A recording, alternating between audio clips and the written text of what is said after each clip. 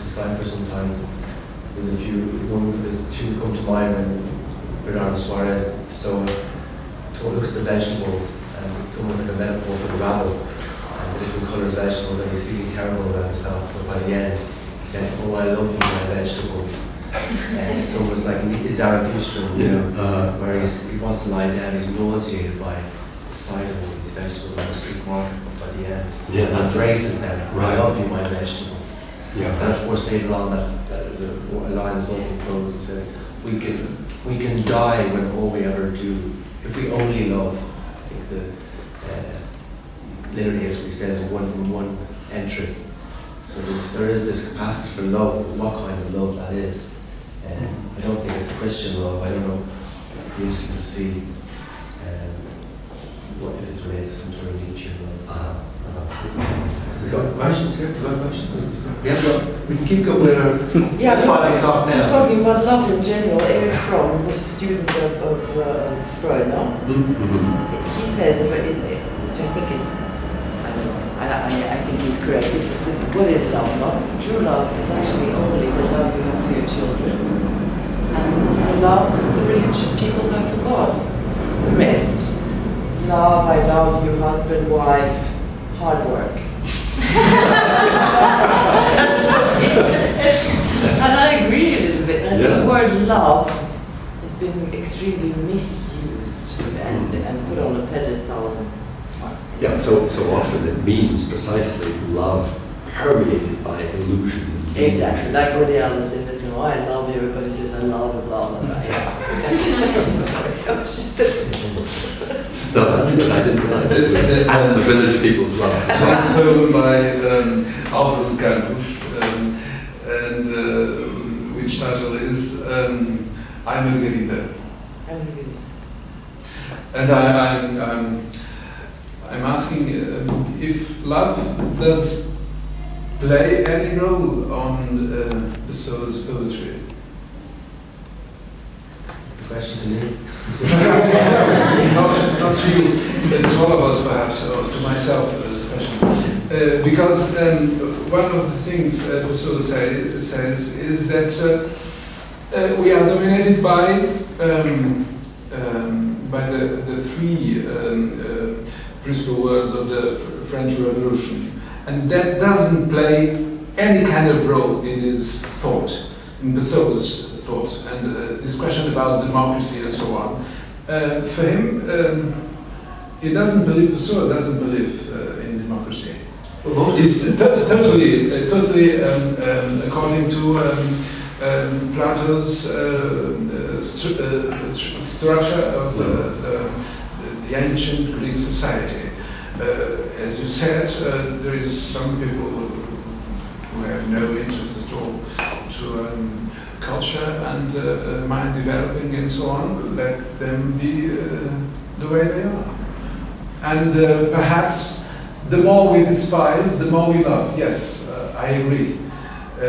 In the sense, there is no kind of love of in the meaning of being compassionate to other people, and therefore, perhaps the kind of love is the love for poetry, and the love for soul and mind and so on. Therefore, he says, by the words of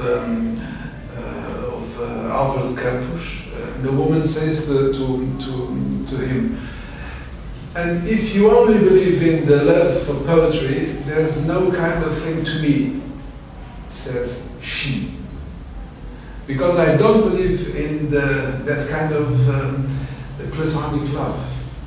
I'm a woman, and I want to be loved by a man. And if you only imagine such kind of platonic love, so let's close the chapter. For all, forever, not for all, forever. And about the thing of, I don't know, how do you say in English, but there's a different,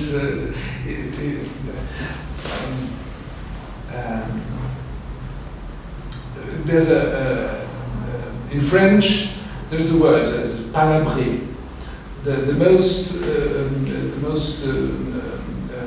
close translation to palavrar. There's another difficult translation form, outrar.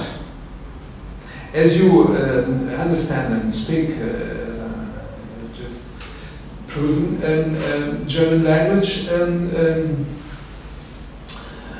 sich verändern oder sowas. Und es gibt so, there is a perhaps another concept in English, I don't know the word, otherword. In the sense, I don't know if the word exists in English. It's composing just in this second. Just to say that Pessoa believes in otherword. That is to say, I understand myself better as long as I understand myself in the self of others, only in this kind. And therefore, going backwards, we love the better we despise others. That's to say, there is no interest in loving other people, only in the sense of let us be a part of them. Let us see ourselves in the otherwod of other people. Thank you. Yeah, that's a very interesting set of issues there, and I don't know what I don't think we have an English word. It's a shame we have so many words in English, but maybe not. We missed some of the important things. Therefore, because he says, I don't know the English translation of the book of Disquiet, but he says exactly outrar-se. And outrar-se of English means to be another man, to understand the other side of ourselves. But you can only see and understand the other side of ourselves up to the moment you are able to understand the other in your neighbor, in your companion, or whatsoever. Yes. Therefore, the recurrence to otherwood, because there is no such word in English of Deutsch the same and of Did you say French the same. Sich verändern? Sich verändern, to become other thing. Other, because in a sense, I'm trying to give it a Nietzschean answer to this, because I don't know what my own would be. I suppose it's a Nietzschean, Freudian answer. In a sense, that question of where do the others come from, Nietzsche and Freud would both say, well, you grow up, if you're lucky, there's a family, and the others become you. You imitate them. Kids naturally imitate, so you adopt the gestures and the tones of voice of the people around you, which are often used to be in the old days of the mother and father and that sort of traditional setup. And so Nietzsche says, those are powerful images always within one. So you start out other, at that very basic level, and your individuality is just the sort of the configuration of those others that come in, teachers, peers, friends, and so on. And of course they come into some sort of medium of the soul, something's going on there, because you've got drives coming up, but very often that gets tangled up very early on for you. But is there not another profounder layer?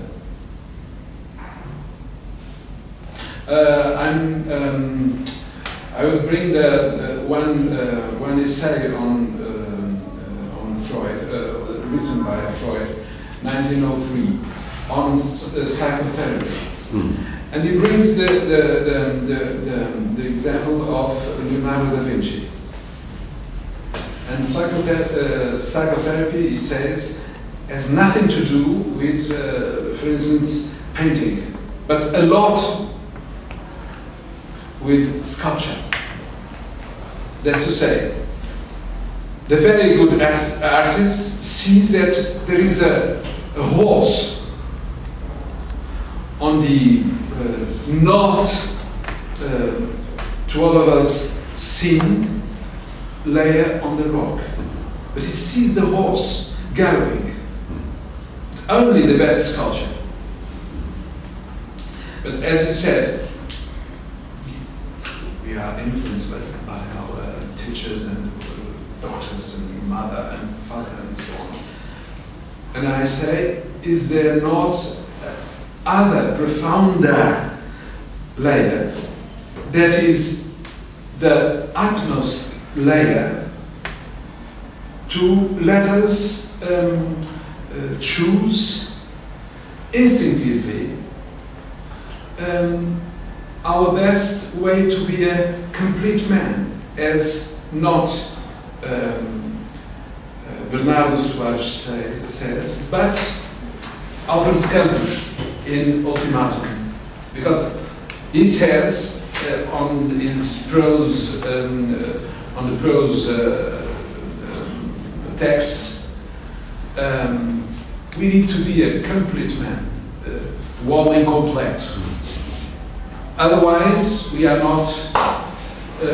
It doesn't exactly says this, but otherwise we are not able to be a modern man, because we are not full of our other selves. I'm sorry.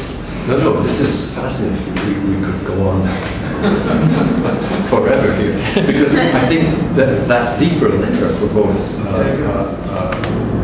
Freud and Nietzsche would be this, that my experience of my mother is already conditioned by the mother image that's in my body.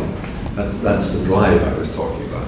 So already the other is assimilated through something that is again not really me, you know, and so on for the father and probably for the teacher, and you know, and so it gets very interesting. And of course, I think for Nietzsche the question of you know, when he mentions Goethe as whole and complete, I mean, I think Goethe would be for Nietzsche the complete man, is who's in charge of that cast of thousands or hundreds at least that we are, because you know, obviously at some point, you know, I realized that one of the persons I am has been holding me back or screwing me up, or you know, that I mean, I think especially in academia, I've noticed that the adolescent is hard to die in many people. But you know, many of us, some of us who are fortunate enough to mature, we realize that's not helping, you know, and so we can let that one die off, or if necessary, kill him off or her off or whatever. And so, but we still got hundreds left. I mean, who are we going to be complete? Because it certainly can't mean all of them. Then it would be chaos. But yeah, that's so many people don't even care about these questions. Can I just very brief? When you say yes, you're right. But the poet like Fernando Pessoa doesn't like democracy. Doesn't care about Doesn't care about love. Of course, his contemporaries, most of the great poets in Europe, at least, were not Democrats either. You know, Yeats, Eliot, you can go on. Sure. And most of their greatest poems had nothing to do with love. Yes. But I always like the mantra from Wallace Stevens: we say God and the imagination are one. I think that's what they all were brought together by. That was their love. And the arrogance, the audacity of the artist was to look like the Christ or the Buddha. They loved everyone, hence they loved no one. That's why I always find it kind of comical in Portugal that so many books come out about Ophelia and Pessoa, because it's completely false. No, but that's what sells. But at one point Bernardo Soares does say, he says, fingir é amar. So to pretend is to love. And for Yeats you could say the same thing, always pretending is the true form of love. So they are loving, but of course they're not loving towards one